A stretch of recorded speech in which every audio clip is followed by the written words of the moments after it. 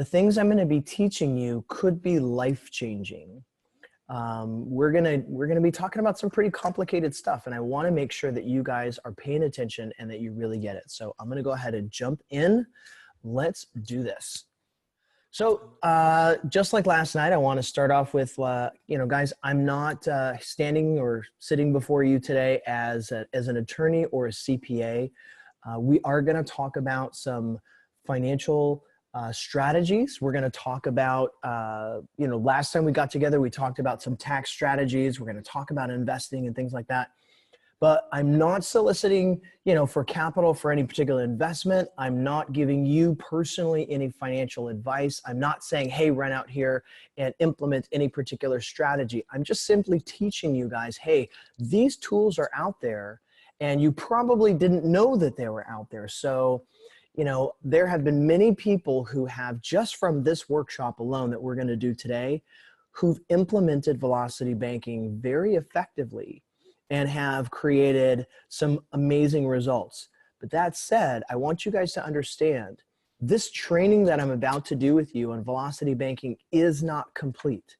And the reason why it's not complete is if you sit in with us in our actual training, that training takes 7 to 8 hours, right? So we're not going to do that today. I'm going to try to give you the most important concepts of velocity banking in about an hour and a half, right? Or maybe a little bit less than an hour and a half.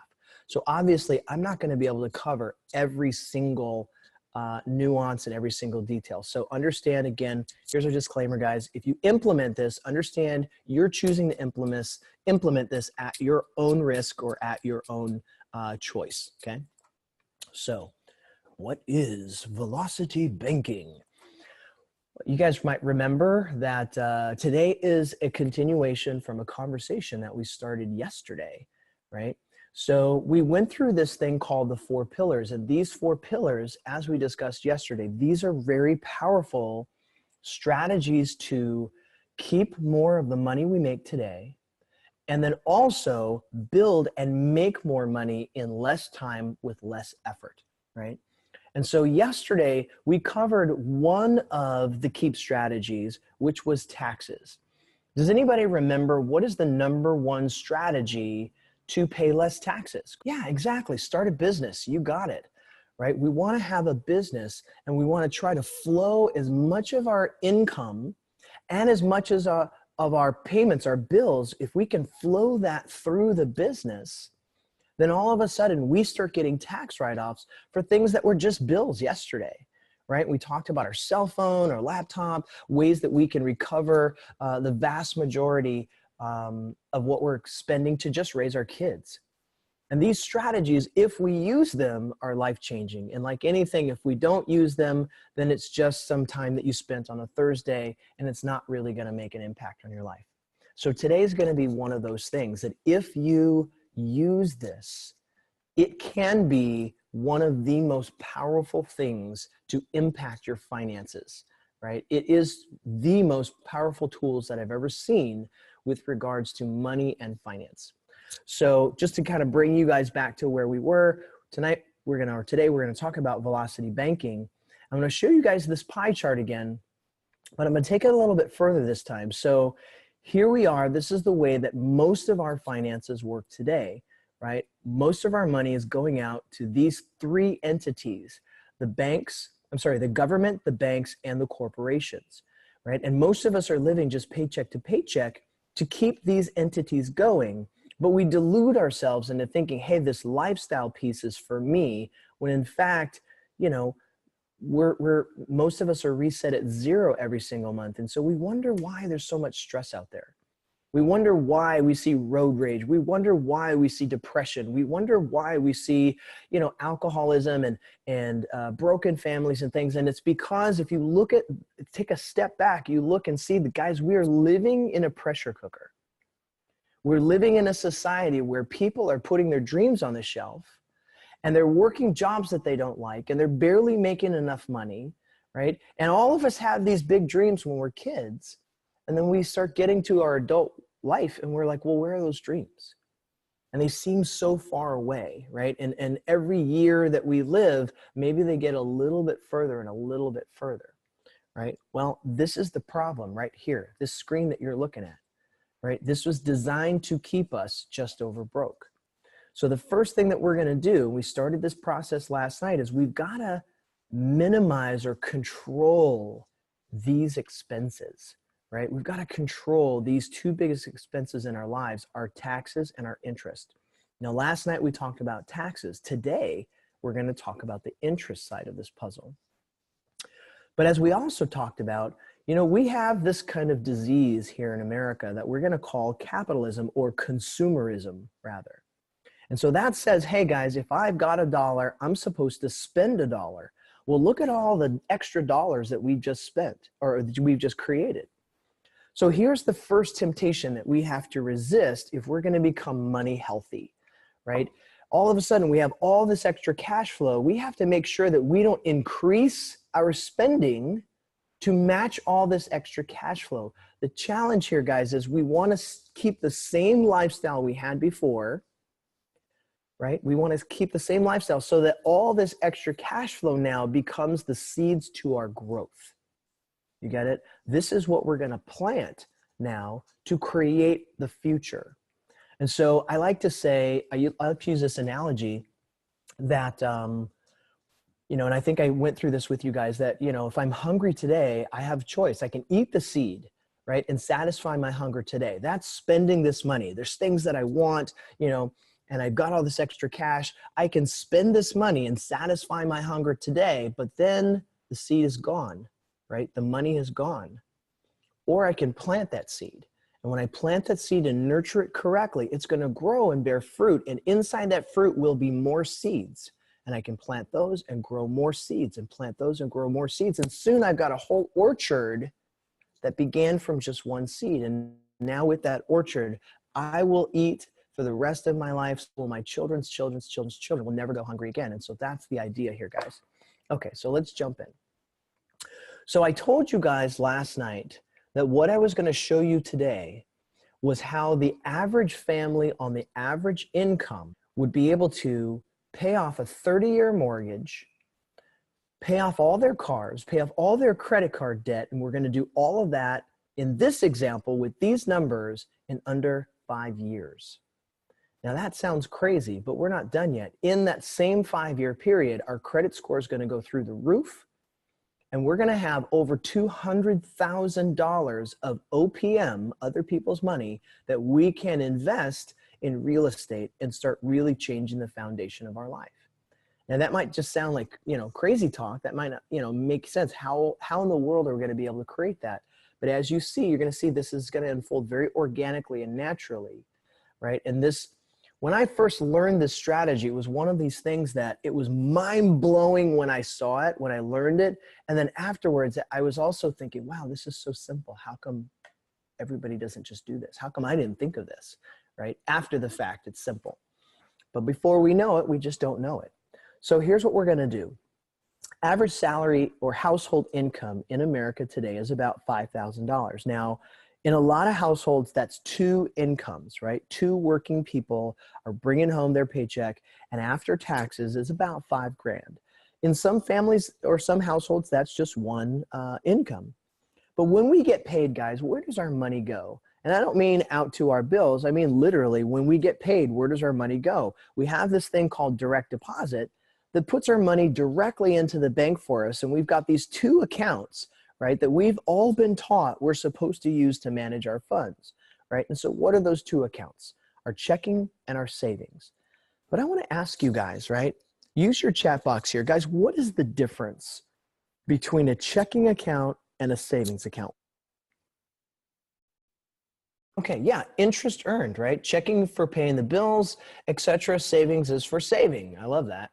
The difference is supposed to be that in our savings account, we earn interest, right?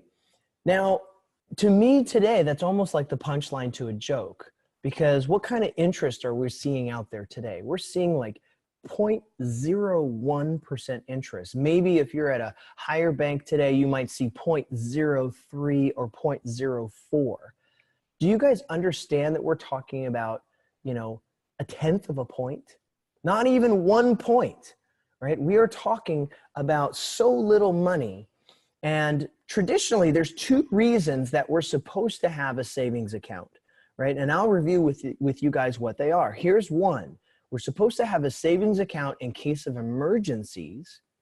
And then we're also supposed to have a savings account for this reason we've just been talking about, to grow our money, right? So every month, if I've got money left over, right, that hasn't been consumed by my bills, like 80% of the people out there, I'm supposed to put it in my savings account, and then I'm supposed to never touch it, right? And so we're supposed to treat this, and even I've read books from financial gurus that say, I want you to treat your savings account like a bill, right? There's this philosophy out there, pay yourself first, pay your savings account like a bill, and then you'll always be growing. And then over time, the idea is that turns into a nest egg. That turns into something that, you know, one day you're going to be able to go buy that new car that you've had your eye on. One day you're going to be able to take your family on that vacation you've been wanting to take. And one day you'll have the down payment for that new home or that starter home, right? So that's the whole idea behind the savings account.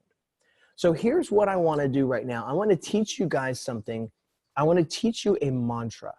A mantra is something that you're supposed to say over and over during meditation. It's supposed to lift you to a higher plane, like clarify your thinking, right, and help you achieve enlightenment. So I'm going to teach you a mantra right now. Now, I can't hear you, but you can hear me. And so what I want you all to do is I want you to repeat after me wherever you are. Okay, you guys ready? I'm going to tell you two. Here we go. Here's your first mantra. Savings is for suckers. Here's your second one. I got two for you. Savings, make sure you're repeating after me. Savings is a scam. Now that is a really, really big word. To use the word scam, I'm telling you that the banks have been scamming us with this idea of savings. Now understand something. It's interesting. How can I be on this webinar and I'm speaking against every financial advisor out there? Every book that you ever pick up on creating wealth is going to tell you you need to have some liquid capital, right? That's money for emergencies, and you need some place to grow your money. Now, understand that I don't disagree with that. I just disagree that the savings account is the best place to achieve those goals. In fact, I would submit to you, it is one of the worst places and the worst ways to achieve those goals. Here's why. I'm going to test this and I'm going to expose this scam in one question. You guys be ready with your chats because I want this, to be interactive today. Guys, yes or no, just type Y or N. If I put $1 in my savings account today, and let's say I take it out 2 years from now, am I able to buy the same things with it that I could buy with it today? No, everybody gets this, right? All the no's are pouring in. So obviously we all know that is the truth. So tell me why. Why can't I buy the same things 2 years from now with the same dollar if I put it in my savings account? The value depreciates. There we go. There's the word I'm looking for, guys. Inflation. You guys, does anybody know what the average rate of inflation is annually? What is an average rate of inflation? So some of you are saying, yeah, so I've got 3.5%, 2.5%, about 3%. Yeah, on average, if we average it out, it's about 3 to 3.5%. So guys, let me ask you just a simple mathematical question. If my money is losing value every year at 3%, and my bank is very generously paying me 0.01% to 0.03% to keep my money with them, guys, is my money gaining or losing value sitting in a bank account? Do you see that? Of course it's losing value. Every single day your money sits in a bank account, it is losing value. There is a better way to use our money. And I used this term last night. I want you to be thinking like your money, like troops, right? Now your troops can be just sitting around doing nothing, or those troops can be deployed on a mission right? To go out and work for you. And that's what we have to learn how to do. And that's what Velocity Banking is going to start us doing. And here's the coolest part. We don't even have to work very hard. Just by the structure of Velocity Banking, our troops are going to be working for us. And all we're going to be doing, nothing magical, all we're going to do, guys, is just pay our bills month to month. All of these results are going to happen just from us paying our bills. So let's get started. So this is the average family. We'll call it, I like to call him Joe, right? Here's our average Joe. And I want to see how Joe pays his bills, right? Now that we're on that topic, he's got $5,000 that comes in every single month. And then this is how that money gets allocated. So, and I want to make this point clear that these numbers are derived from national averages. So some of these numbers may look familiar to us. They may resonate with numbers that we're personally experiencing, but some of these numbers will be very, very different. So for those of us who live in Southern California, obviously $1,200 mortgage payment, that sounds like a dream, right? That doesn't even sound close to reality. A $600 car payment in most households, in most families, that's 2 cars. Then we have our $600 minimum credit card payment, right? And so that's on all of our credit cards. And then we have $2,100 going out for life. Now, what does life mean? Guys, that just means our bills, right? That's our internet, that's our food, that's our gas, that's just, you know, our everything, our groceries, everything that we're paying for on a daily basis or on a monthly basis that we have been convinced that we need. Now, obviously we need food and shelter, but beyond food and shelter and maybe internet today, what do we really need, right? We have all of these other things that we've heaped onto our lives. Now, in this example, we've got $500 left over at the end of the month. But give me a yes or a no, guys, an in or a Y. Guys, do most households actually have $500 left over at the end of the month?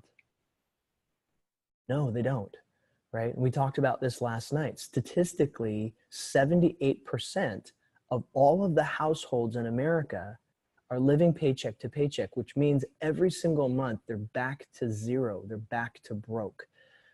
And so what that means is statistically, 80% of the people on this webinar also are experiencing that, right?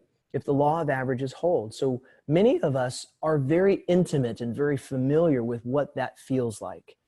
That every month we're back to zero, and then we've got to go out there and try to start all over again. What kind of stress does that cause, right? What kind of uncertainty does that cause? What kind of anxiety does that cause? And as I said again last night, the problem is most of us blame ourselves without realizing that we're in a system that's kind of been designed this way. So we're going to break that now. So in this example, we're going to say this family, this Joe, is a little bit above average. And he does have 500 at the end of the month. And I just do this here because it makes a point that I can talk about as we move forward with Velocity Banking. It gives me a teaching point there, okay? So before we implement Velocity Banking, we need to understand, how is this person's debt working, right? Because if we're gonna understand how they're paying their bills and how all their money is flowing, we need to understand their debt. But let's look at this right here. I've got $5,000 coming in, but I also have $5,000 going out, right? Because we have to treat our savings like a bill. That's money we put away, we don't touch it. That means all of the money is going out every month. Guys, how much money then do I have in my monthly cash flow? How much monthly cash flow do I have? Yeah, I've got zero. And this is what I want to impress upon you guys. Going forward, I want you to pay attention to cash flow.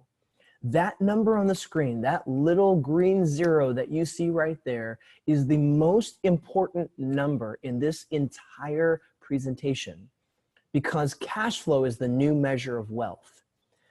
It used to be that we measured wealth through net worth, right?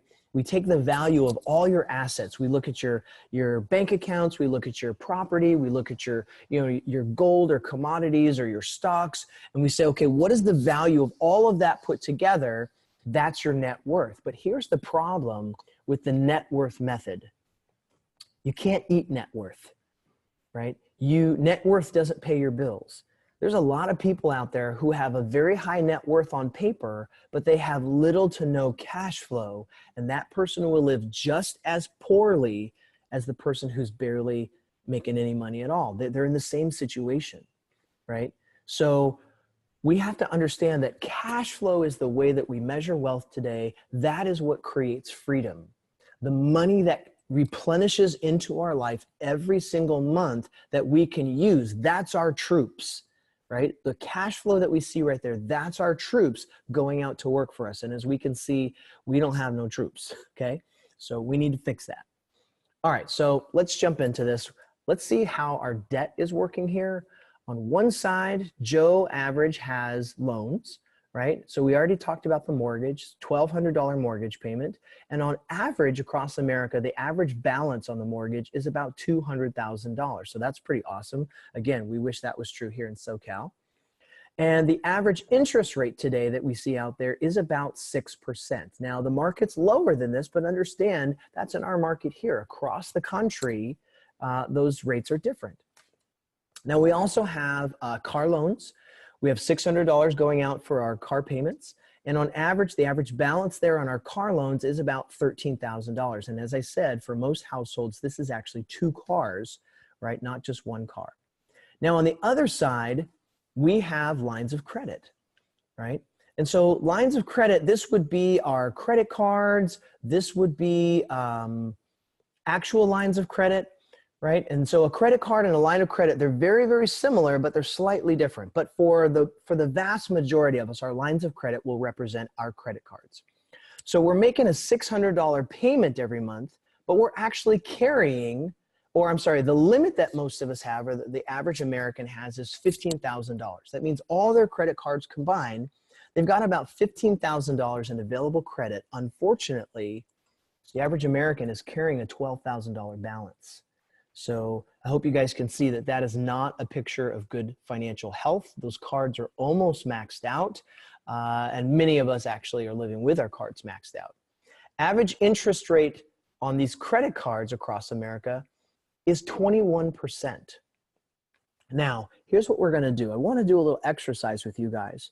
I told you guys last night that in our team, when you're part of a team and there's other people who have raised capital, there's other people on the team who are finding deals out there, you want to be on a team like that. So I want to pretend that you guys are all on the team right now and you guys have all found that amazing deal just like Sal did. Remember, Sal brought a deal to me. He didn't have the capital to do the deal, so I brought the money to buy the property and I brought the money to rehab the property. Now, I don't always do that, but there are other team leaders and we will often get into business with you guys if it makes sense and if the numbers work, right? So I want to pretend that all of you guys are on the team right now and all of you have just brought me the awesomest deal I've ever seen. So I'm going to be your partner in this deal. I'm going to bring the money to this deal. And I'm so excited about this deal. I'm going to let you choose the interest rate that you pay me back. But here's your choices. I'm going to limit your choices to the numbers on the screen. You can either pay me 21% or you can pay me 6%. It's your choice. You've got 3 seconds to choose. Type it into the chat window. 3, 2, 1. What interest rate do you want? Put it in there. Only one person willing to commit. There we go. Okay, let's see those interest rates. Perfect. Okay, awesome. What's this? Everybody's choosing 6%. How come nobody's choosing 21%? Where's my 21%ers? Guys, if anybody out there is willing to do 21%, we can sign contracts right now. I'm ready to go. I'm just kidding. Thank you, Jesse. I appreciate that. So let's talk about this for a second. The vast majority of us chose 6%. Guys, tell me why you chose 6%, right? What was the thinking? What was the knee-jerk reaction that made you choose 6%? I already know what it is. It's because it's a lower number, right? And so, yeah, there you go. It's lower. I'll pay less interest from Jaswan. So here's the first thing that I want to say to you guys, and maybe this might not feel so good. I want to say congratulations. You've done exactly what the banks have trained you to do. Ooh. So yeah, that probably doesn't feel good, and maybe we don't even know what that means yet. So let's explore it a little bit. I want you guys to understand what choice you just made. And by doing that, we are going to go back to middle school for a moment. We're going to have a pop quiz. Welcome back to middle school, ladies and gentlemen. True or false? Fresh water freezes at 32 degrees. Just put in a T or an F for true or false. Let me see what you think. I love the question mark. He's like, what? True, true, true. A lot of people are putting in true. I got a couple of falses. Guys, here's my first question to you. Are you sure? Are you sure about the answer that you are answering right now? Are you sure? Yes, that's false, Sam says. Well, interesting. I want you to look carefully at what I've presented to you, and then I want to ask you the question, do you even have enough information to answer the question? And Andre, you just keyed up on it. Andre says, is this Celsius or Fahrenheit? Jaswan also said, hey, is this centigrade or Fahrenheit? Same thing. Yeah, I didn't tell you yet, did I? So right now, the question is, do you even have enough information to answer the question? And the answer to that is no. But look at how committed we were. We thought we understood what was going on. And we right away, people were like, true, false. No, I'm sure it's false. Right? But how do you know? You don't even have enough information to make a decision. And guys, this is exactly what we do with finances. This is exactly what we do with the banks. We see a little bit of information, we assume the rest, and we jump in. And that is a very dangerous way to play our lives. It's a dangerous way to play finances. Okay. So let me add some more information, and then maybe we can get to the truth of this. So I'm going to say now, I'm going to add that Fahrenheit. 32 degrees Fahrenheit is the temperature that water freezes. True or false? And now the answer is true. I'll just go ahead and tell you that. This is true. This is a true statement. But as we just discussed, Fahrenheit's not the only system out there, is it? No, we know there's this other system of Celsius or centigrade. So what is the temperature that water freezes in Celsius? It's 0, right? So here's what I want to say. First off, can we agree, guys, that these are the same temperature? They're the same temperature in two different systems. Yes, okay, I got your guys' agreement there. So now I want to ask you this question. Let's have a little bit of fun with this. Which of these two now is hotter? I'm going to change these numbers. Which of these two is now hotter, right? We just changed by 1 degree. Is Fahrenheit hotter or is Celsius hotter? The Celsius. You guys are all telling me Celsius, but wait a second.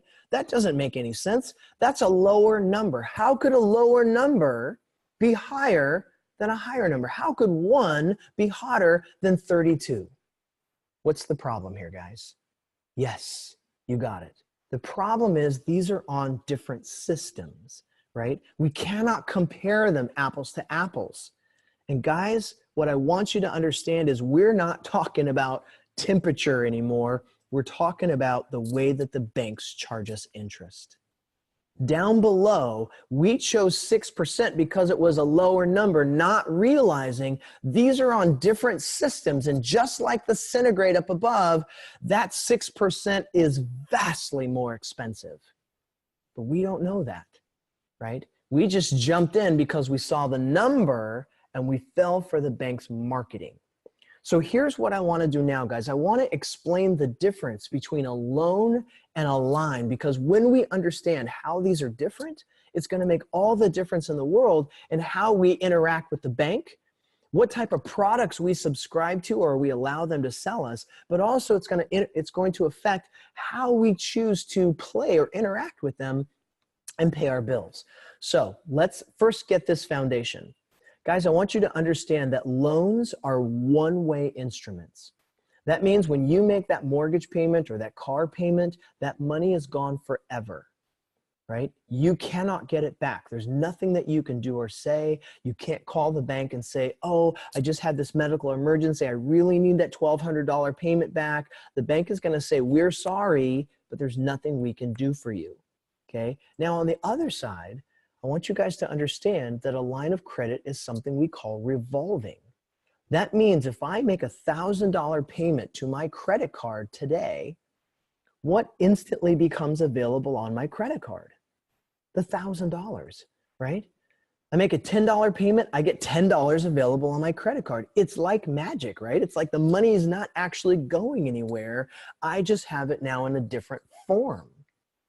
And so I like to say it like this to kind of give you a visual, guys. If I take $1 from my right pocket and I put it in my left pocket, have I lost any buying power? Yes or no?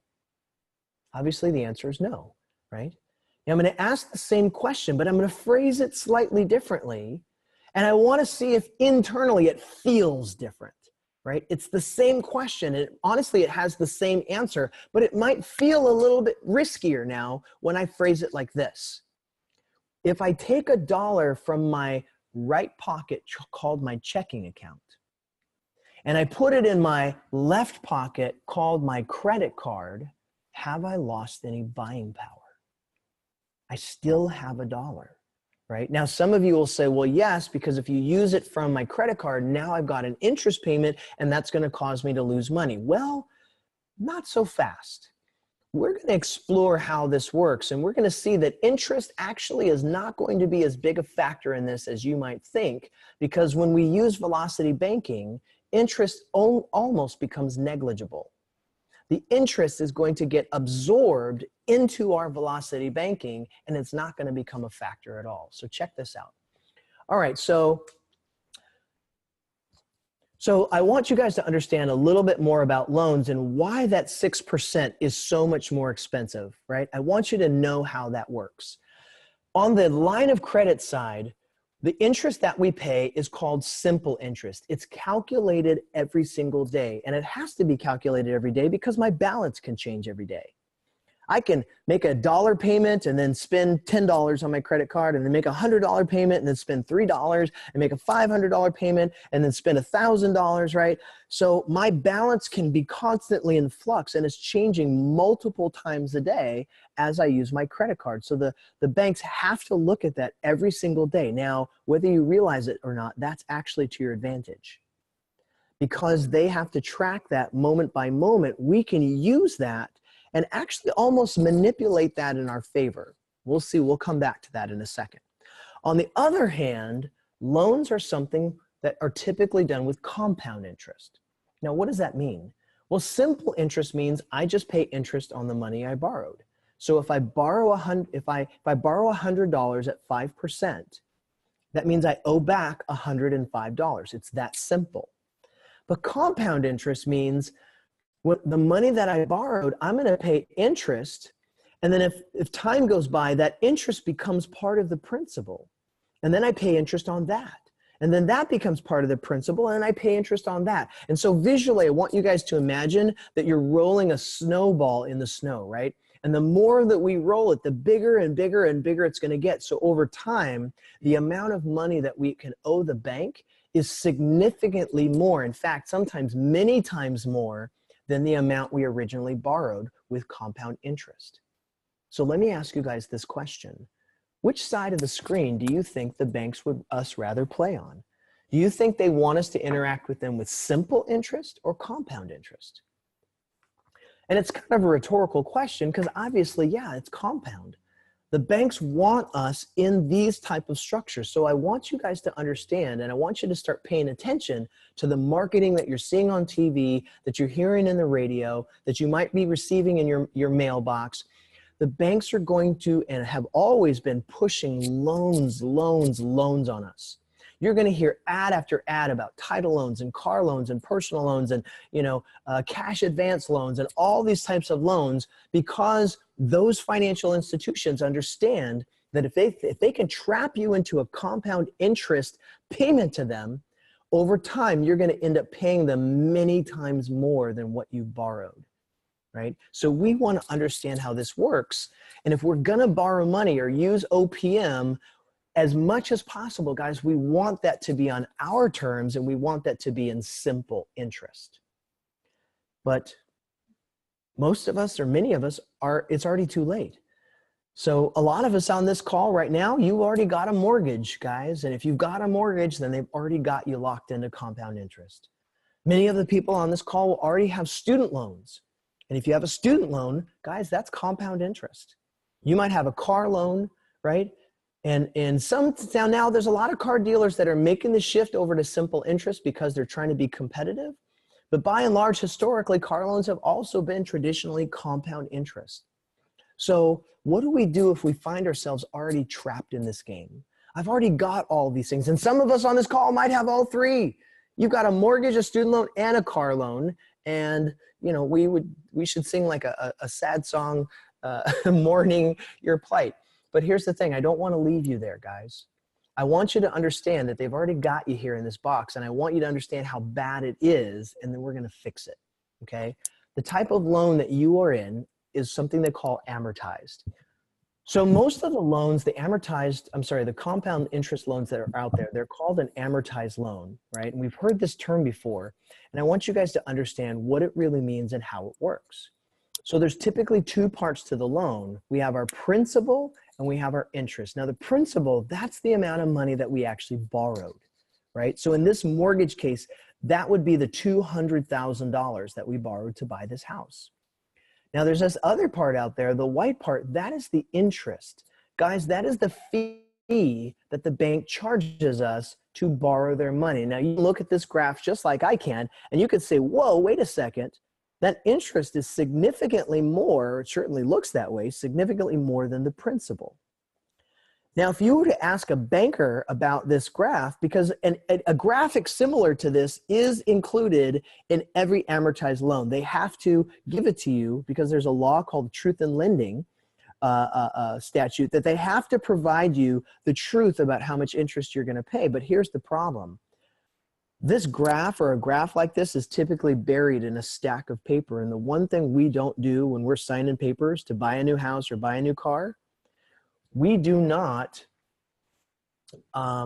we don't read the contract.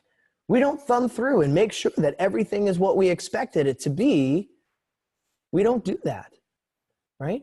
So we have to make sure that, that we do that. And if we look at this graph, we might say, hey, wait a minute, Mr. Banker, what's going on here? Look at all this interest you're trying to charge me. That looks like a lot of interest.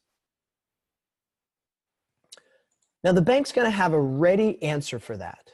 The bank's going to say, hey, I understand that it looks this way, and I understand that it might look unfair to your untrained eyes, but let me explain how these loans are designed. These loans are designed so that they equal out over time, right? And so if you look at the way that this graph works, let's look at the slope on the white part, the interest there.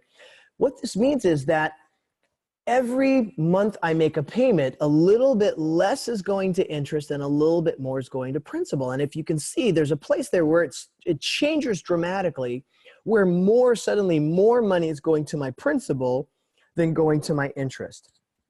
Now, here's the first lie that the bank will tell you. They'll tell you that that's going to be somewhere around the middle, that right around at the middle of the loan, that's going to shift over and more of your money now is going to your principal. But that's really not true, guys. Mathematically, if you look at a mortgage, it's actually at about 20 years. After 20 years, so 2/3 into the loan, 2 decades of making payments, that's when you're going to start to see that shift. And I'll call that like the promised land. You get out there to this promised land where more of your money is going to the principal, but here is the problem with this system. Now, they'll try to convince you that this is fair, right? They want you to sign your papers and they say it all equals out at the end of the day. It's all fair. Go ahead and sign right here. But here's the problem with this, guys. What percentage of people ever even get out to this promised land? How many people start their loan and just pay it straight through from start to finish? What percentage would you guys guess? Now, as you guys are guessing, I'll share with you what other people have guessed. So people typically say like, oh, 20%, 15%, maybe even as low as 5%. Well, it might surprise you to learn that it's actually less than 1%. Less than 1% of all Americans, the millions of people out there who have mortgages, less than 1% of them just start their mortgage in the beginning, pay straight through and pay it off, and get out to that promised land where more of their money is going to principal. Now, there's a reason for that. This is not accidental. And this is where I start to feel like, you know, sometimes I'll joke around and I'll say amortization or amortized equals evil. And I want to show you why I feel that way. And I feel so strongly against amortized loans because most of us don't understand the math Just like we didn't understand when we picked that 6%, right? What's really going on? So the banks are actively working against you getting out to that promised land because something's going to happen. This magical event happens every 5 to 7 years, right? You're going to get a letter in the mail. You're going to get an email. You're going to, maybe when you walk into the branch the next time, the banker's going to say, hey, congratulations, Scott. Congratulations, Sam, Andre. So you've been such a great customer. We want to show you how much we appreciate you. You've been making your mortgage payments on time every single month. Hey, remember that 6% that we've been charging you for that mortgage? Hey, we're old friends now, right? And friends don't let friends pay 6%. So we want to do something special for you. So we want to tell you, congratulations. You now qualify to have a lower rate. You now qualify for 4% or 3% or whatever it is that the bank is going to tell you. And if you just sign these papers right here, we're going to get you started right away at that lower rate. Now, because we don't understand the math, we go, hey, whoa, yeah, you're going to reduce my interest rate? Yeah, and I start thinking about all the money I'm going to save every month because my payment's going to go down. And what I don't understand and what the bank doesn't tell us is that the moment I do that, my payments, my loan gets reset at 0. It starts all over again. And so it doesn't matter how far I've gone in. It doesn't matter how close I am to the promised land. The moment I refinance, and that's what it's called, right? The refinance, the moment I refinance, I start at 0 again, right? And I want you to understand, look at this graphic. Look at that first section, right, to that first dotted line. Guys, understand, look at that is how our payments are going to be allocated.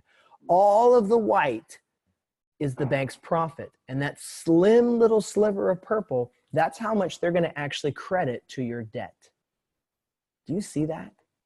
So I want you to see with these numbers exactly how that plays out. When you or when Joe Average is making that $1,200 payment every month, because he's still in that first 7 years. And let me ask this question first. Guys, how long do you think the bank will keep him or keep us in that loop?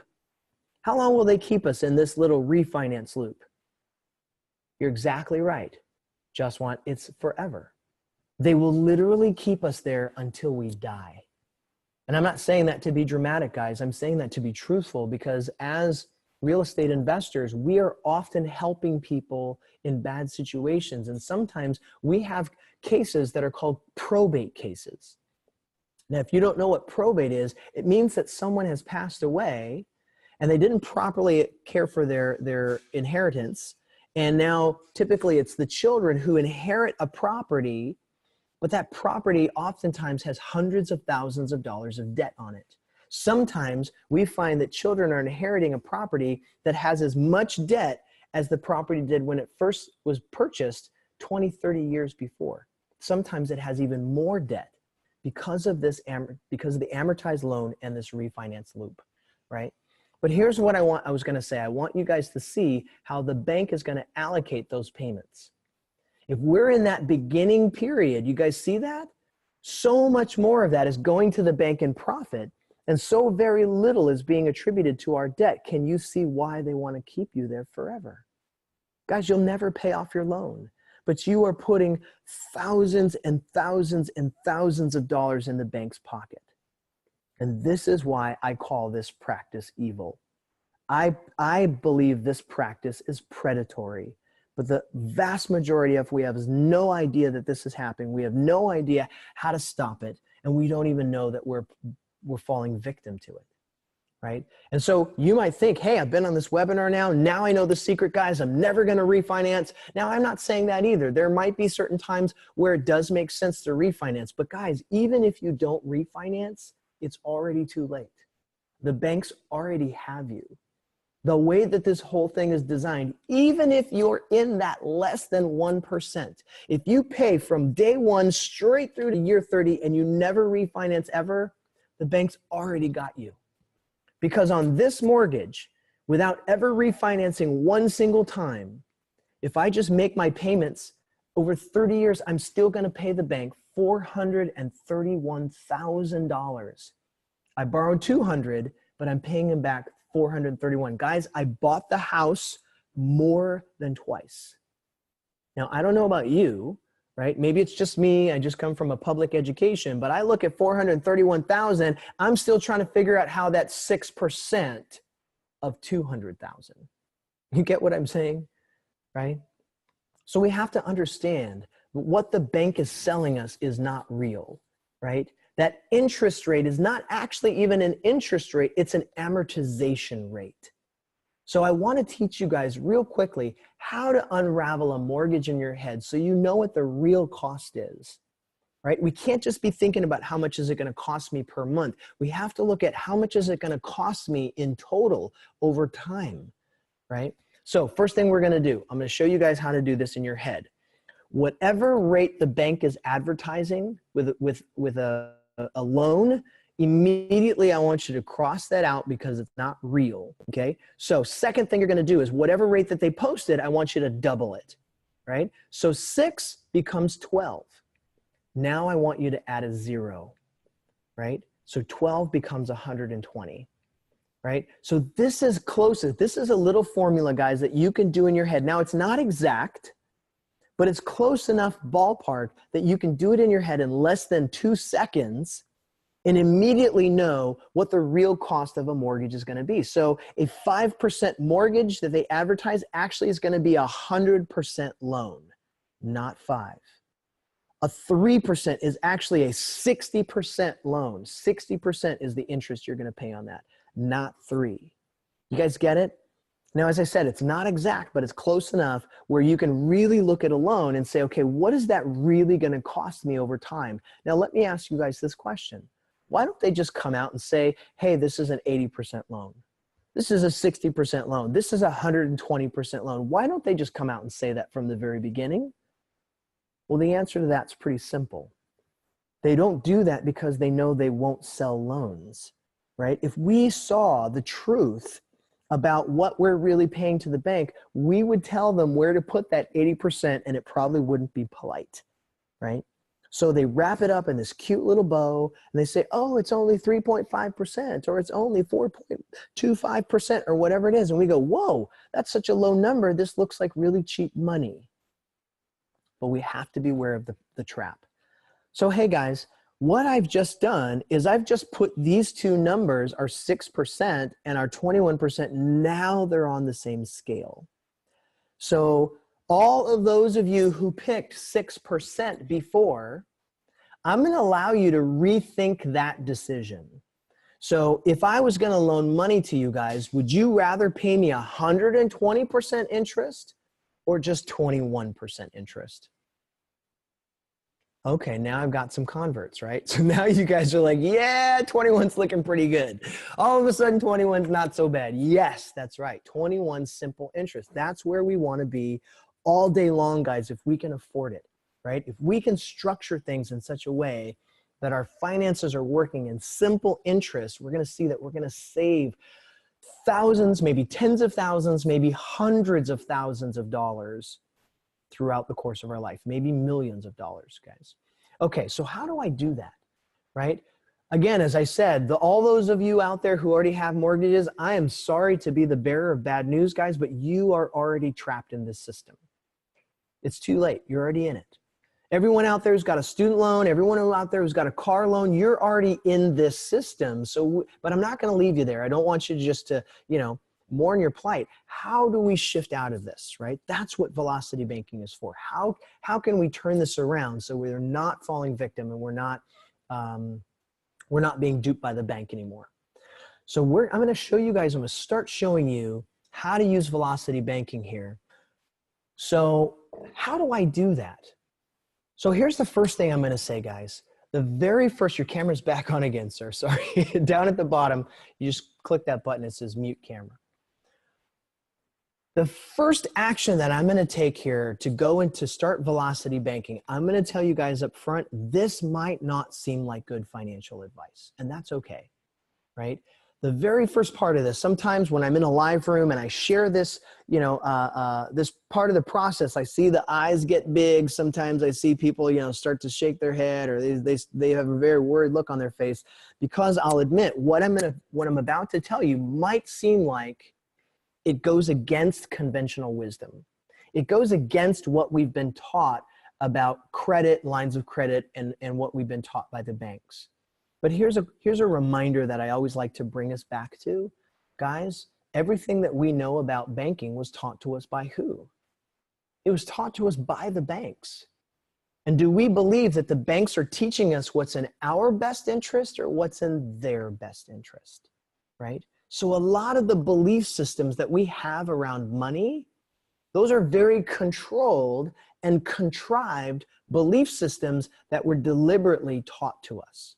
So here's the first step. The first step of velocity banking is I'm going to take 100% of my income. Now I want you to type into the chat box to give me feedback to make sure that I know you're paying attention. Guys, what percent of my income am I going to use going forward? Awesome. Good. Now here's why I make a point of this, guys, because oftentimes as human beings, when we hear something that we don't understand, it's hard for us to commit. And I get that. Right? And so we hear something we don't understand. Well, I want to kind of try it out. I want to see if this works. So I'm just going to stick my baby toe in the water and see how it feels. Right? And then if that feels good, maybe I'll put my leg in and then I'll ease myself into it. And then maybe over time, I'll be all in. Now you can do that with velocity banking if you want to. But the magic happens at 100%. Remember about our cash flow up there? We've got no troops working. When we commit to velocity banking 100%, what's going to happen is every available dollar is going to be deployed out to the field to be working for us. So again, here's the first step in learning how to velocity bank. The first step is 100% of my income. I'm no longer going to be using my checking and my savings account as my primary financial center. My money is going to go through those sources and directly into my line of credit. Now, let me reiterate this just to make sure you did hear me correctly. I just said I want you to put your entire paycheck from now on directly into your credit card, directly into your line of credit. Now, you don't even have to tell me. I know for a lot of you, that just doesn't sound like good financial advice. Now, wait a second, that sounds risky. Why would I do that? Well, let's look at it and play it out. Okay, I want you to see how it plays out. So here we are over here. We've got our line of credit. We've got our $15,000 limit, and there's our $12,000 balance that we're carrying. We can see that our credit card is almost maxed out. Now, here's our $600 payment that we're making, and it's hard to tell maybe on the screen, but that line is actually going down, right? And so if I keep making that $600 payment way out into the horizon, at some point, I'll pay this credit card off, but it will take me years. In some banks, that will take me literally decades, guys. If I never use my card again and I just keep paying that minimum balance, in some banks, it will take me decades. Now, I'm a little bit geeky. I like to go on bank websites and I open up their calculators, their credit card calculators, and I'll put numbers in, and then I'll go to another bank and I'll put the same numbers in. Now, you'd think that every single bank calculator would give you the same answer if you put the same variables in, right? Wrong. Isn't that interesting? They don't, because the banks have different algorithms that they use internally. They have different ways to calculate, well, what goes to interest and what goes to your principal. So I'm going to use the number that I found to be the lowest, not the highest, okay? Because if I use the highest number, your brains will explode.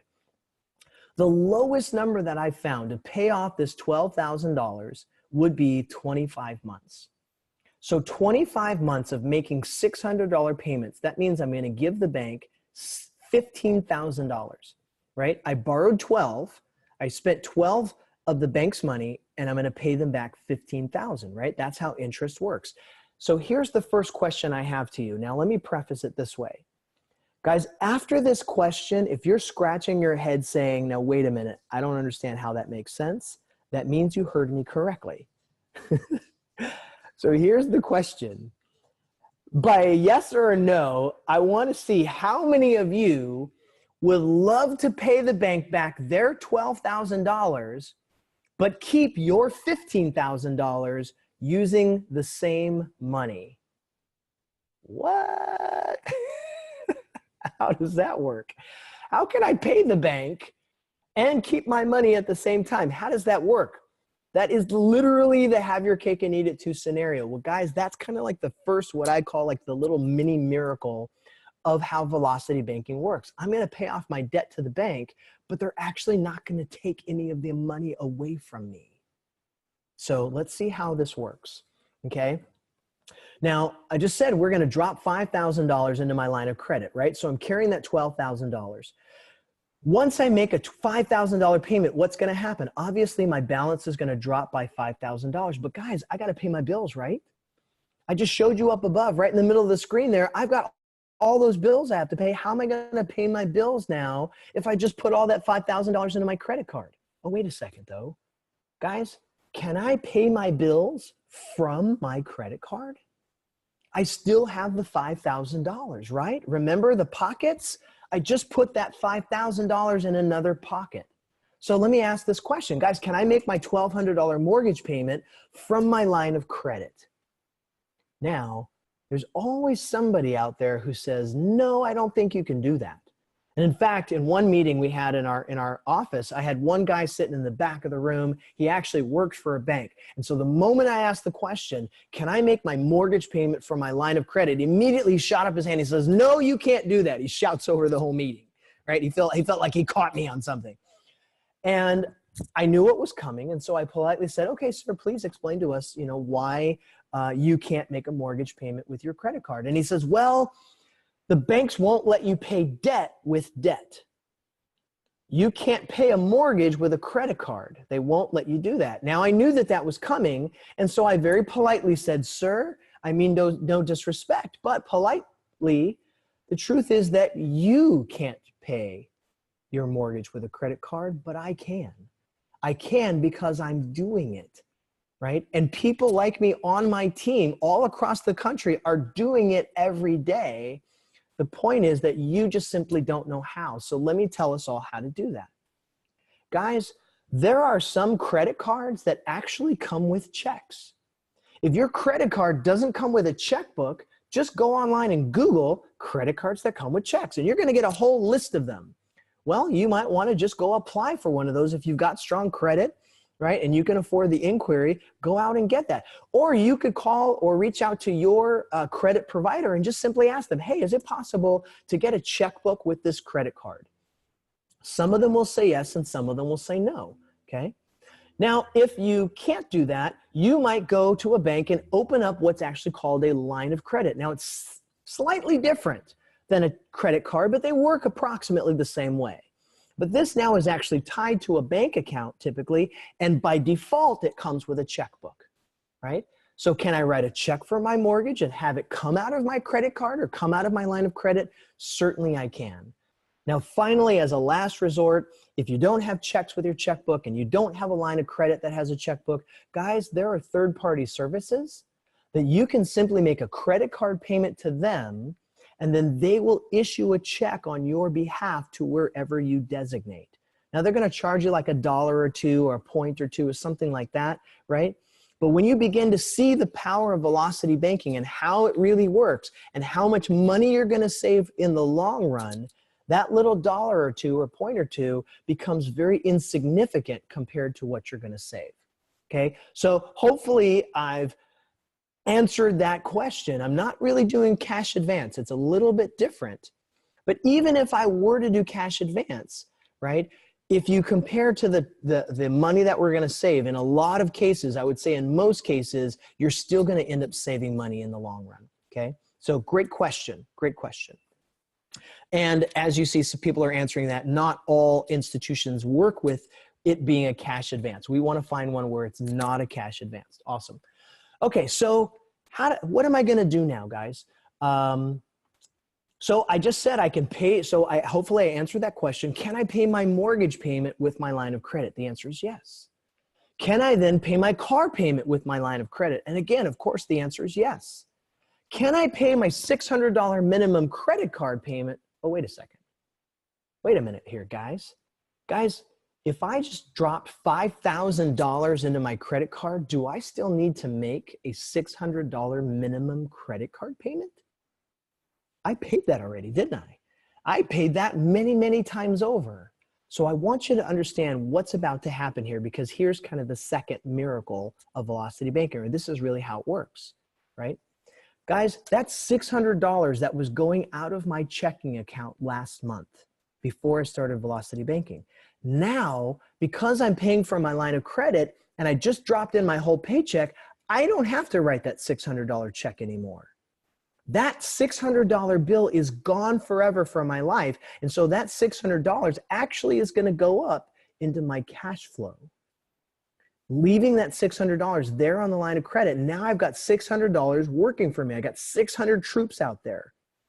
And because I came to this workshop and I went through this webinar and I now know that savings is for suckers, I don't want to be a sucker anymore. I don't want to keep putting $500 in my savings account. I'm also going to let that $500 just sit in my line of credit where it's working for me.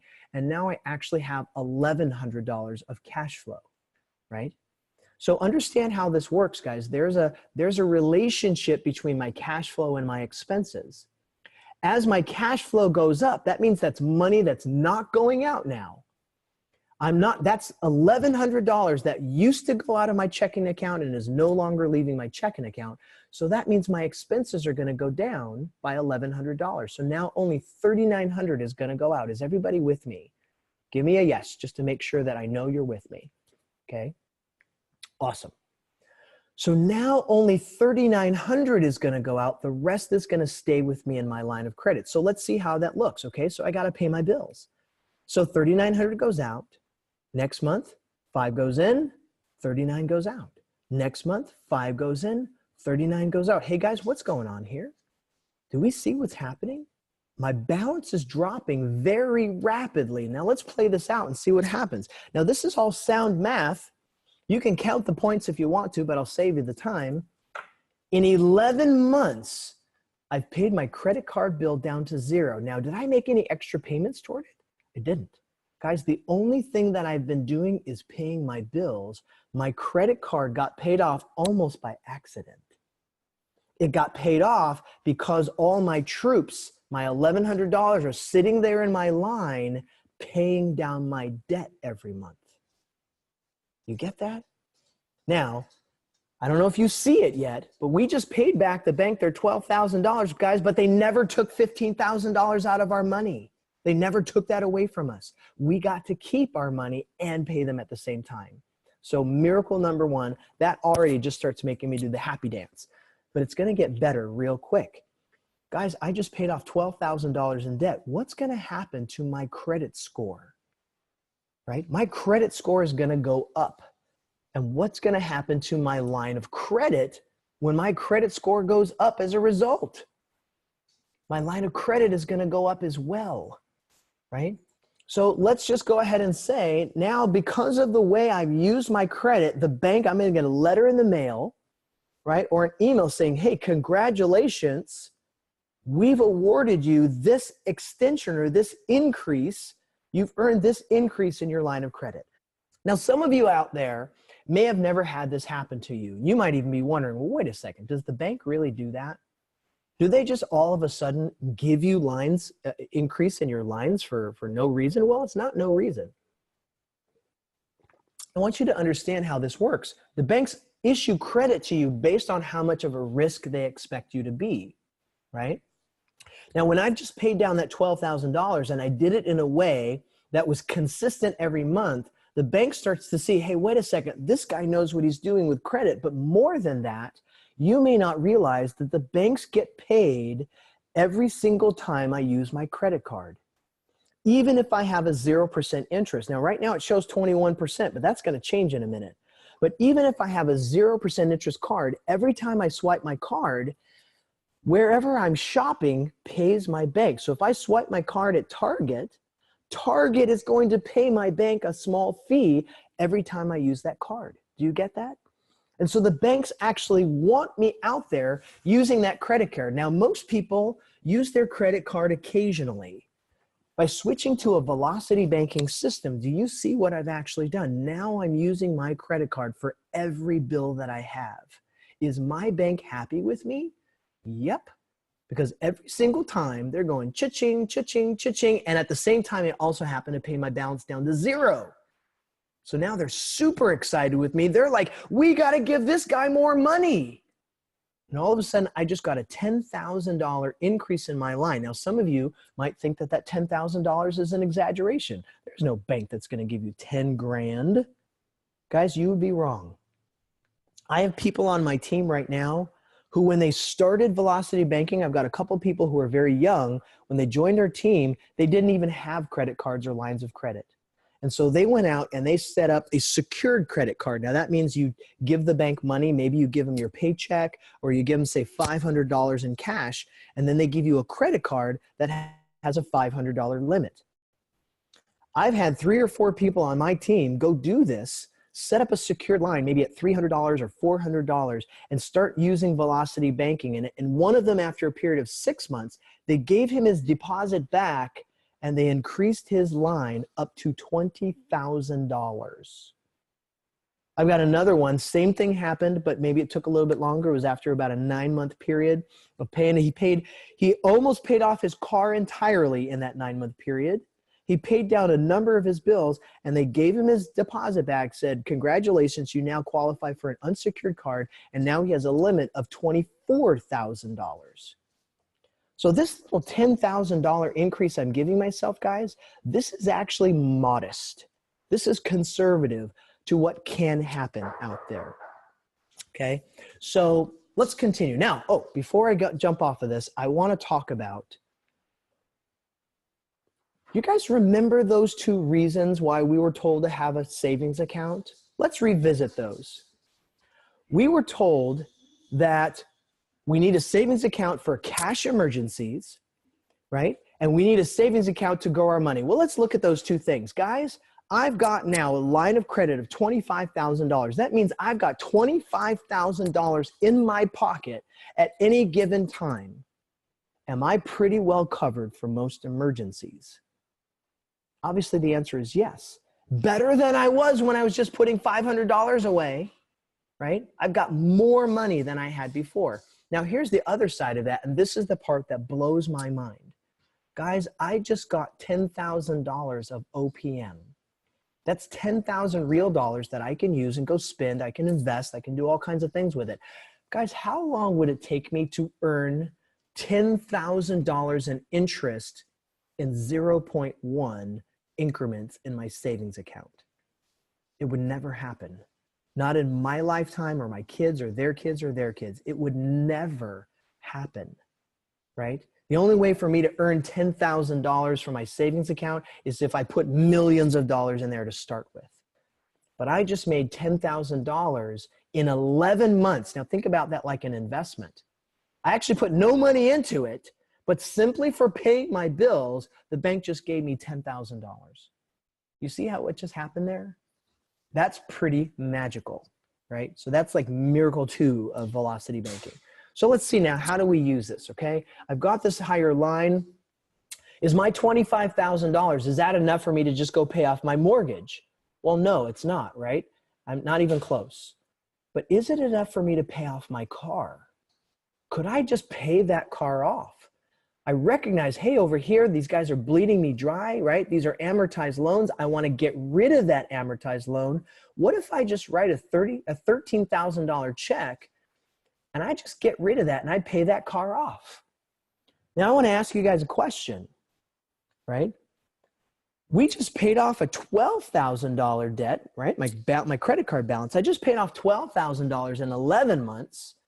How long do you think it'll take to pay off $13,000? Give me a number in there. How many months do you think that'll take to pay off? It's only $1,000 more. What do you think? 3 more months, you think? Okay, so maybe 14 months. What do you guys think? How many months will it take in total to pay off this $13,000? 7? Some of you guys are guessing less. Awesome. Now, those of you who are guessing less, now most people guess more. Most people look at that and go, oh, you paid off 12 and 11, you'll probably pay off 13 and 12, right? Well, that would be missing a point. Because if I've paid off my car, that means I don't have a $600 monthly car payment. That $600 that I'm not spending anymore adds to my cash flow and reduces my expenses, right? So my cash flow just went up. So let's see how this actually plays out, guys. The same 5,000 is going to go in, but now only 3,300 is going to go out, less than went out before. So play it out. I'm actually going to pay off that greater amount in less time, right? That 13,000 I paid off in about 7.5 months. Guys, this is why we call this velocity banking. Do you see what's happened here? The more cash flow I can free up, the faster my debt gets paid off. And this is how it works. Guys, I want you to be thinking of it like this. We're going to go out and we're going to start ninja assassinating our debt, right? I'm going to focus on one debt. In this case, I just focused on my car. With my higher interest, my higher line, I was able to just retire that debt entirely. And now the payments that I was making to that, I get to keep. I don't have to make those payments anymore. And so that becomes troops on the field for me. Okay. So every time I pay off a debt, the next one is going to pay off faster. And then the next one faster, and the next one faster, and the next one even faster. You see how that works? This is velocity banking. So, hey guys, we're here again. We just paid off our $13,000 debt. We're back to zero again. What's going to happen to my credit score, and what's going to happen to my line of credit? They're going to be increased again, right? Now, if you think again, like I'm exaggerating here, like now we got $50,000 in available credit. Well, guys, there's people on the line right now from our team who already have lines like this. There's people on our team nationwide that have $1 million lines of credit, $500,000, $250,000 lines of credit from using this strategy and maybe some other strategies too. There's other financial strategies we teach that will even enhance this greater, like using business lines of credit, right? That's a whole other class that we teach people how to set those up, right? Business lines of credit can go up to $5 million. So here we have this line of credit now at $50 million. And I want you to understand that there is a principle at work here. This is not just accidental. And here's the principle. I may have shared this with you guys last night. If I didn't, here it is now. The better you get at spending other people's money, the more they will give you. Now, this is true of banks. This is also true of investors. This is true of your first investors who might be family members, right? This works across the board. If you show people that you know how to use their money wisely, and in that process, they are benefiting from you using their money, they're going to start throwing more money at you than you can use. You get it? This is how we start building a career. We're doing it and we're increasing our relationship with the bank. At this point, guys, the banks love us. The banks love us. We are credit rock stars over here. And let's address that 21% for a second. We've been paying 21% this whole time, but guys, have you noticed that when we just use velocity banking, we drop our paycheck in there, it covers everything anyway. It covers the interest, it covers everything, but we still have the same $5,000 to pay our bills. It's almost like we're negating that. In fact, if you look at it mathematically, and I don't have time to go through this, but if you go through the 8-hour training with us, we can show you how whatever your interest rate is on the credit card, that almost becomes your gain rate. So I'm actually gaining at 21% while that's over there. But here's the truth, guys. After I become a credit rock star and the banks have increased my line, they're going to stop charging me 21%. Because anyone on this call who's ever had good credit, you can attest to what shows up in your mailbox like every freaking day. Every day, there's certain things that show up in your mailbox. And you know what they are? They're applications for credit. Everybody's trying to get you to use their credit card. And typically, those ads are for 0%. And so when you have good credit, isn't this interesting? The people who don't need the credit get it, and they get it cheaper. The people who need the money don't get it, and the money's more expensive. Well, understand, again, that's based on risk, how risky you are to the bank. We are demonstrating to the bank right now that we are their ideal customer here using the credit card. So they're going to say, hey, you know what? We know you can get cheaper money elsewhere. We want to stay competitive. We don't want you to leave us. We want you to keep using our line. So they're going to drop that interest rate. Most often, if it's a credit card, they're going to drop it directly to 0%. If it's an actual line of credit, then it's tied to a banking rate called Prime or LIBOR, and it won't be 0, but it will be a very low number, right? And so I give you a range there, 0 to 6%. Now let's compare that back over to the 120% that we're paying on our mortgage, guys. This really now becomes cheap money. In some ways, if it's 0%, almost like free money that the bank is giving us, okay? So now I've got this $50,000 line, but I still have that mortgage over there, don't I? Is my $50,000 enough to pay off that mortgage? Can I just write a check and pay it off? No, obviously I can't, right? So I've got to use a different strategy now. There's a different way that I can use Velocity Banking, excuse me, and this is called chunking. And the way that chunking works is it's like I'm going to take a big bite out of the mortgage. I'm going to take a chunk out and then I'm going to pay that off. And then I'm going to take another chunk and then pay that off and take another chunk and pay that off. And I'm going to keep doing that until the debt is gone. How many people have heard that phrase? How do you eat an elephant? Well, the answer to that is one bite at a time, right? Well, that's exactly what we're going to do. This mortgage that is out there, whatever debt you're in today, guys, that's the elephant, right? That's your elephant. We're going to tackle it. And it doesn't matter how big it is. We're just going to take it down one bite at a time. And over time, we're going to reduce that and we're going to accelerate that. Okay. So here's what we're going to do. I like to ask the question. And again, I hope you guys are still with me, paying attention on the chat line. Guys, how big of a chunk do you think we should take out of this mortgage? Tell me, what size check do you think we should write? Should we write a $50,000 check and just take a huge chunk out? Should we write a $25,000 check? How big of a chunk do you think we want to start taking out of this mortgage? How quickly do we want to get rid of this thing? Give me your suggestions. What do you think? 20,000, Mark says? 25K? Awesome. Thank you guys for participating. So it looks like the consensus of the group is we want to go $25,000. Now, I'm going to tell you guys right now that that's actually not what we want to do, okay? Because we have to understand the rules of money and the rules of the bank. Now, the bank is always looking at our finances, and the bank always wants us to remain in what they call a qualifying position. Meaning, if I was going to apply for a loan, or if I was going to apply for new credit today, and they looked at my numbers, would I qualify? And I don't want to do anything. Now that I've built up my relationship with the bank and I've built up my line of credit, I want them to continue increasing my line. And for them to continue increasing my line, I have to remain in a qualifying position. Well, any of you who have studied credit will know that 30% of my credit score is based on something called utilization, meaning how much of my credit am I using? And if I have $50,000 in credit and I write a $25,000 check, guys, that means I'm using 50% of all my credit, and my credit score is going to start to fall, right? So the credit bureaus and the banks, they say, hey, ideally, we don't want you to go any higher than 30% of your maximum usage. Now, that's again across all credit cards, across all lines of credit, right? The max that I want to spend or be at every month is 30%. I don't want to go higher than that. If I can maintain 30% or below, my credit score will not suffer. Now, I'll tell you this, honestly, the banks want you to be, they don't want you to pay it off.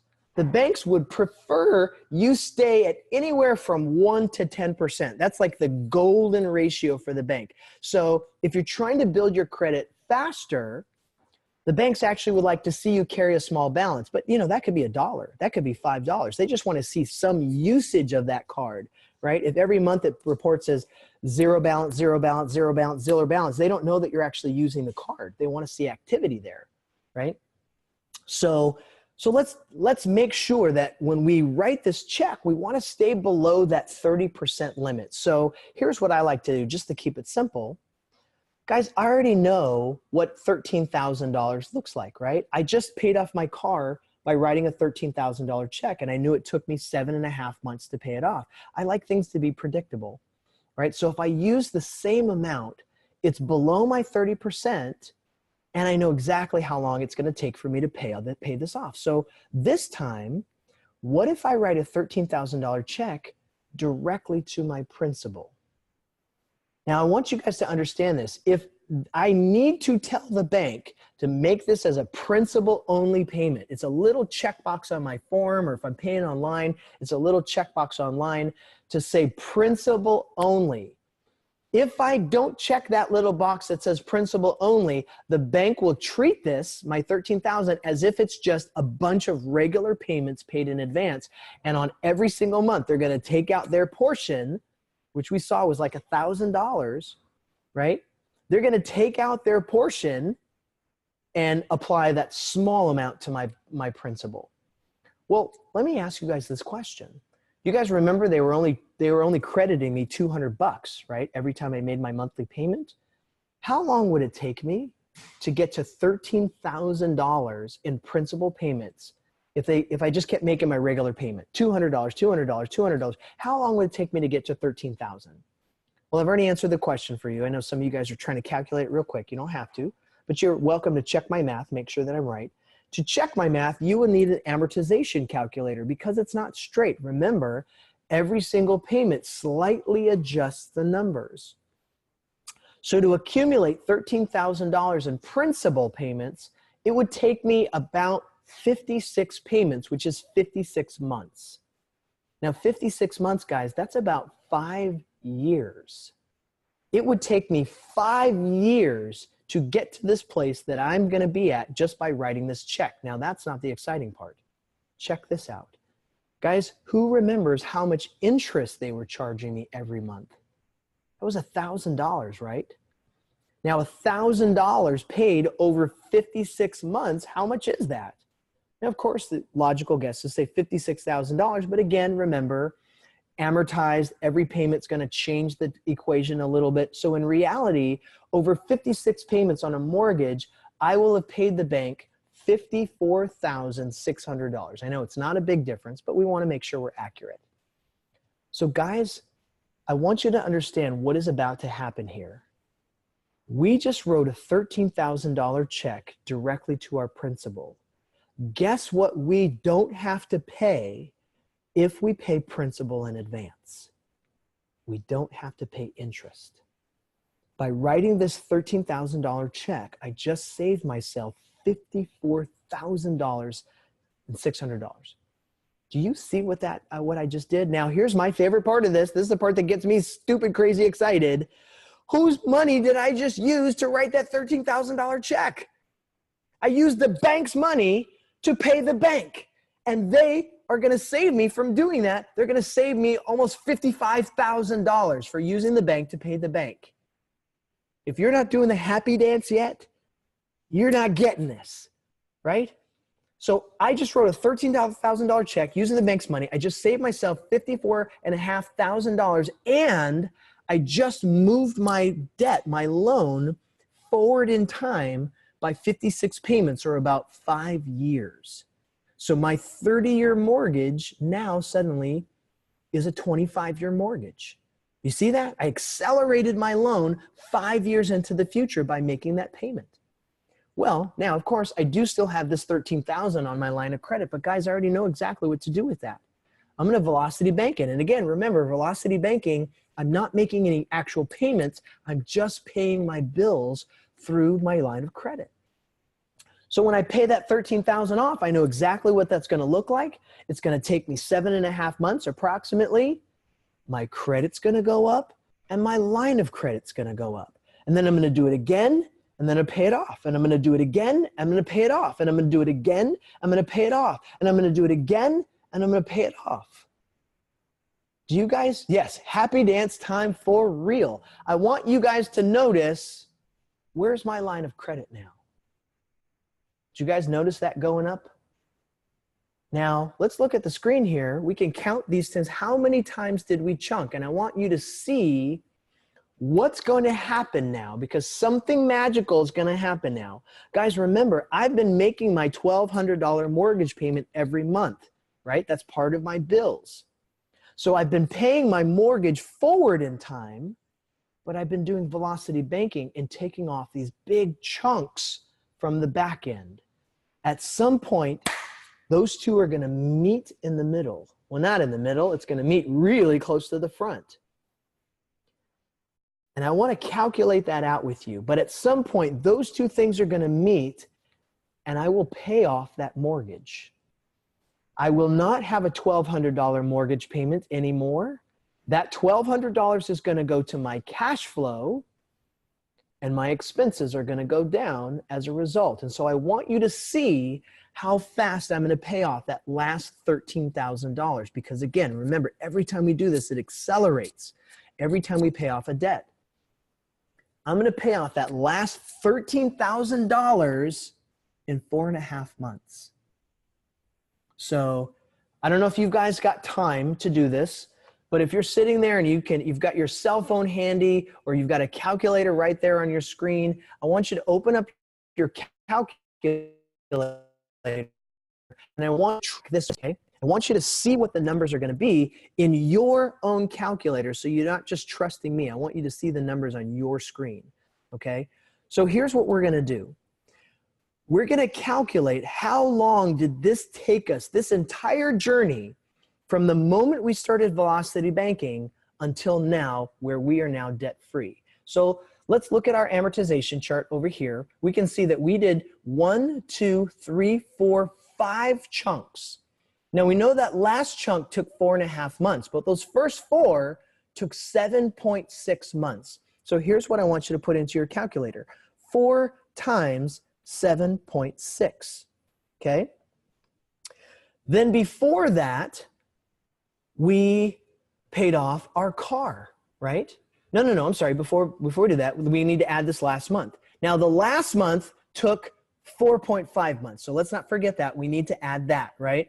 So I want you to add plus 4.5, right? Plus 4.5.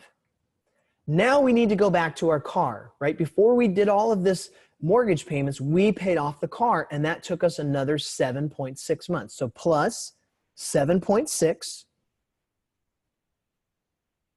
And then before that, we paid off our credit cards, and that took 11 months. So go ahead and add plus 11. Now, if you've done your math correctly, you should have 53.5. Now go ahead and divide that by 12. And you'll have just over, or just under rather, 4.5 years. Guys, I made a promise to you at the beginning of this video, and I made a promise to you last night, that what we were going to do is I was going to show you how the average family on the average salary, without getting a single promotion or raise, was going to pay off their 30-year mortgage, 2 cars, all of their credit card debt, in a period of less than 5 years. And in that time, our credit score was going to go through the roof, and we would have hundreds of thousands of dollars available to invest. And I submit to you now that I've kept that promise, and your own calculator is testament to that.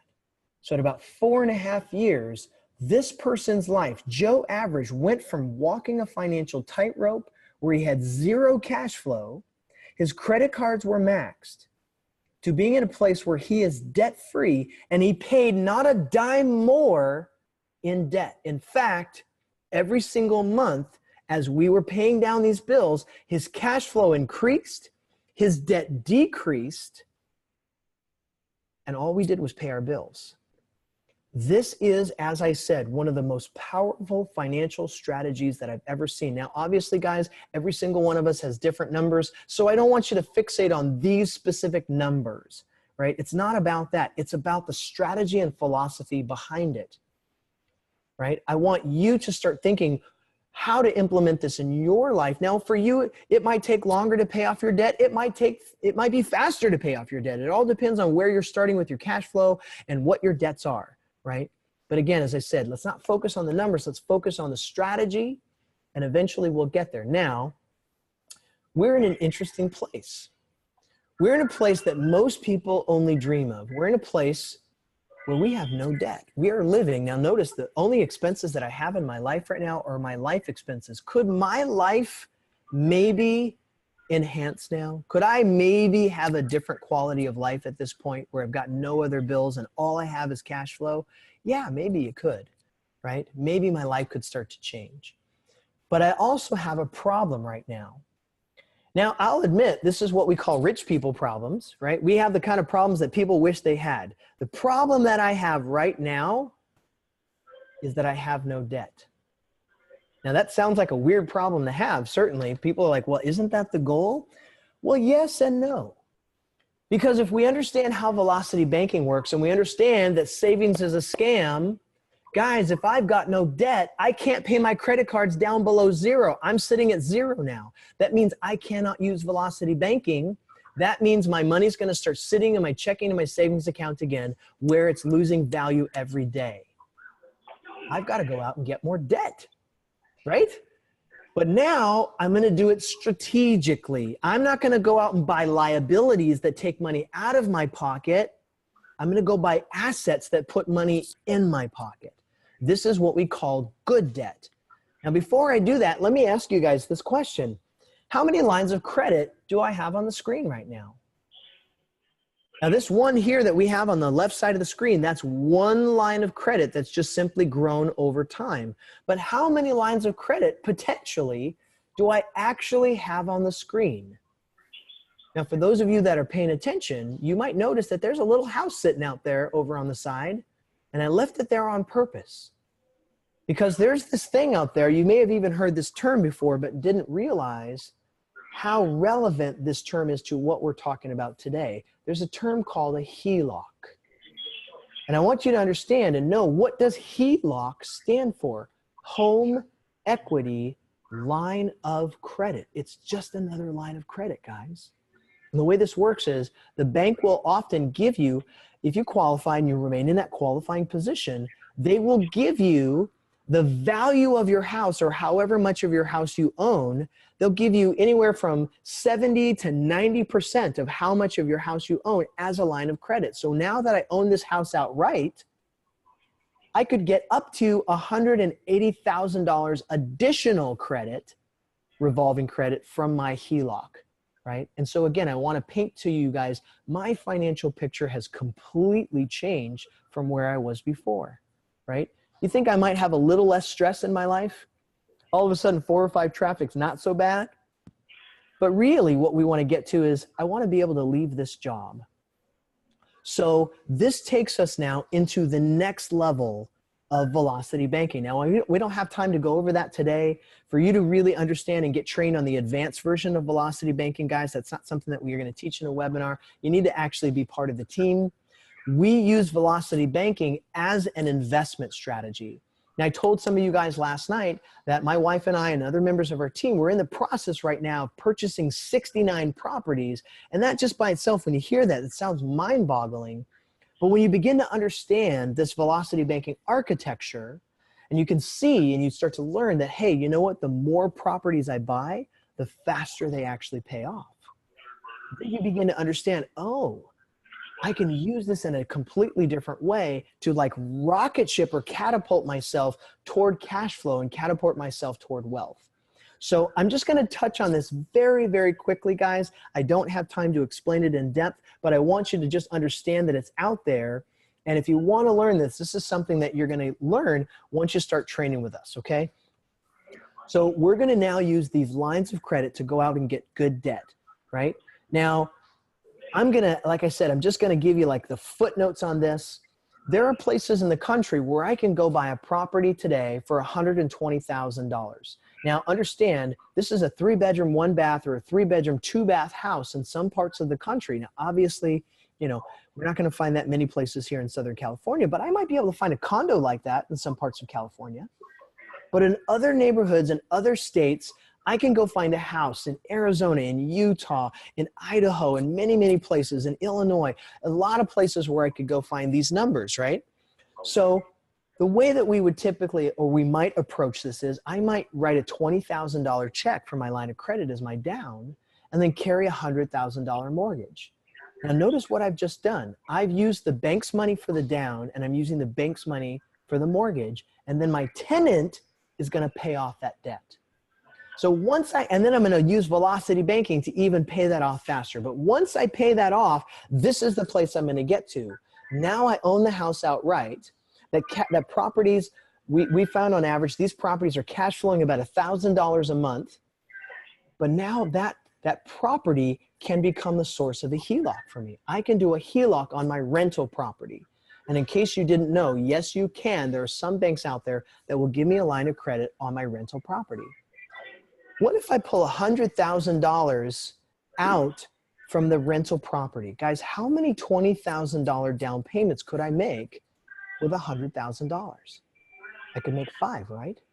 And so I'm just gonna go find 5 houses just like the one I bought in a similar neighborhood with similar numbers. Maybe the person's in a similar situation.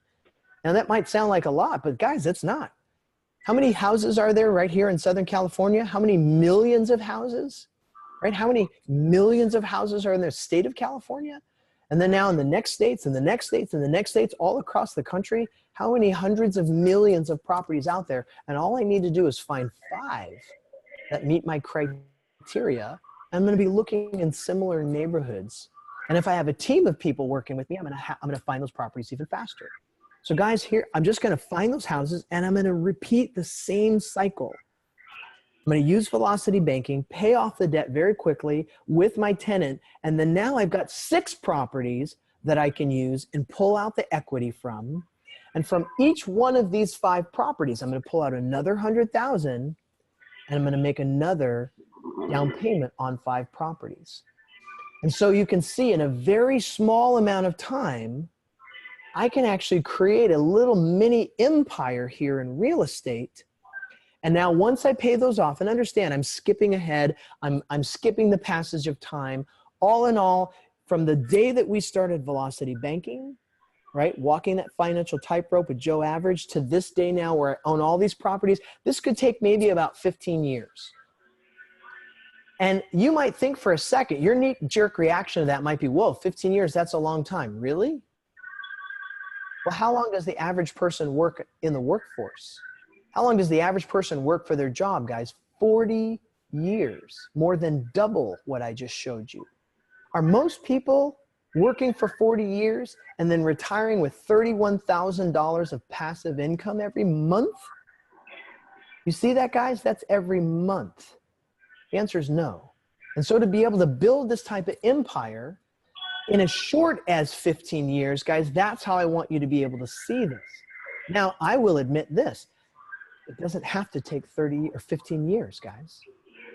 What I just showed you here, what I'm laying out on the screen, this is the hardest and longest possible way to do this because this is buying single family home after single family home. And there's nothing that says you've got to do that. Now, maybe in the beginning, while we're training together, yeah, we're going to buy some single family homes just to keep it small, to keep it simple, to learn the ropes, to cut our teeth, right? Get our feet wet. But then after you've got this down, guys, and you understand how to manage your properties, you understand how to screen your tenants, you understand how to work with your property management companies, why don't we start looking at duplexes and triplexes and 10-unit apartments and 20-unit apartments and 50-unit apartments and 150 and 250-unit apartments? Do you guys see what I'm saying? Why don't we start looking at commercial buildings, you know, strip malls, banks, post offices?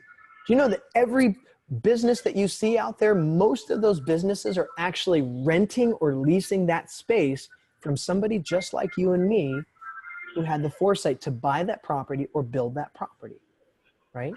So there are much faster ways to get here.